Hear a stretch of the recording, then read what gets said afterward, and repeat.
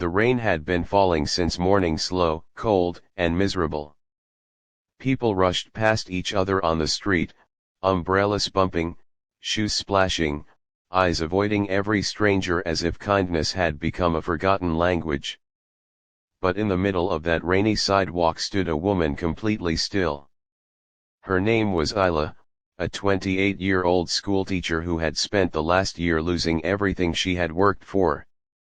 Her mother's sudden death, her engagement being called off, losing her job because her depression made her miss too many days. Today was the day it became too much. She stood by the bus stop, soaked in rain, staring at the ground, tears mixing with raindrops. Her hands were trembling. Her breath shaky. She wasn't thinking of ending her life, just ending the pain. People walked around her like she didn't exist. Until a tiny voice said, "Excuse me. I think you need a hug. Can I hug you?" Isla lifted her head. In front of her stood a little girl, maybe 7 years old, wearing a bright yellow raincoat and holding a small pink umbrella decorated with cartoon bunnies. Her big round eyes were full of genuine concern. Isla blinked, confused. The girl stepped closer. "Your face looks sad. My papa says when someone looks like that, they need a hug more than anything." Isla's lips trembled. You don't even know me." The little girl shrugged innocently. "You don't have to know someone to be kind." Before Isla could reply, the girl wrapped her tiny arms around Isla's waist and hugged her tightly. Isla froze. The warmth, the innocence, it broke something inside her. She dropped to her knees, covered her face, and sobbed raw, deep, painful sobs she had held inside for months. The girl didn't let go. She held her like she was hugging someone important. A man rushed over, a tall, gentle-looking single dad. "I'm so sorry, Lena, sweetheart, you can't just go hugging strangers like." The little girl cut him off. "Papa, she needed it." The father looked at Isla, saw her shaking, crying, broken, and his expression softened. He knelt beside her. "Are you okay? Do you need help? We're not in a hurry. Take your time." Isla wiped her face, embarrassed.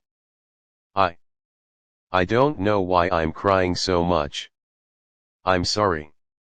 "Don't be sorry," he said softly. "Sometimes the strongest people cry the hardest." Lena sat beside her, still holding her hand. "I lost my mama last year," the little girl said in a quiet voice. "I used to cry like this too. Papa said crying means your heart is trying to clean itself." Isla's breath hitched. You lost your mother." The girl nodded. The father sighed, his voice gentle. "She was brave. She fought cancer for 2 years." For a moment, the rain seemed to quiet down around them. Isla whispered, "I lost my mother too. I thought no one would understand." Lena leaned her head on Isla's shoulder.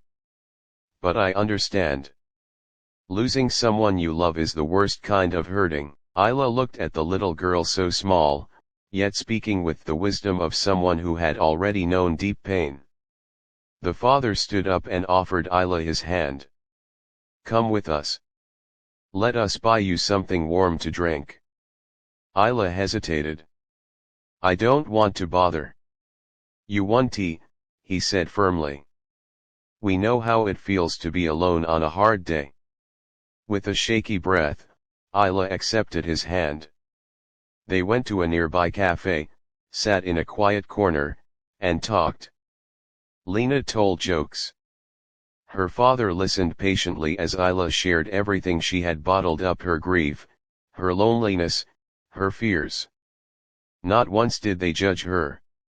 Not once did they rush her.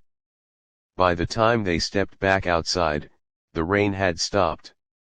Lena tugged Isla's sleeve. You're smiling now. Isla touched her cheek in surprise. Yes. I guess I am. Lena stretched her arms again. Another hug. Isla laughed softly through shiny eyes. Yes.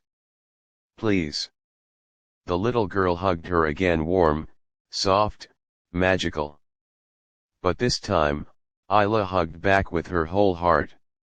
Before saying goodbye, the father handed Isla a small folded paper. Here's our number. If you ever need company, or tea, or just someone to listen, call us. Isla held the paper tightly. Thank you. From the bottom of my heart, thank you. Lena waved. Because of you, I made a new friend today. So don't be sad anymore. Okay. Isla nodded. Sometimes, the world gives you hope in the most unexpected shape. Sometimes, that hope is a little girl in a yellow raincoat who says, I think you need a hug. Can I hug you? And that one moment changes everything. Dash.